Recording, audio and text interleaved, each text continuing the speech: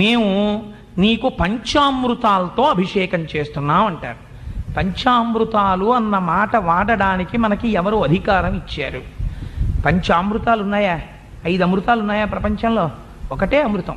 నువ్వు మరి పంచామృతములు అన్న మాట ఎందుకు వాడుతున్నావు అంటే, అందులో బాహ్యమునందు రావలసినటువంటి సుఖం ఏదున్నదో సుఖము, ఆంతరమునందు రావలసినటువంటి జ్ఞానము ఏకకాలమునందు మిళితమై ఉంటాయి.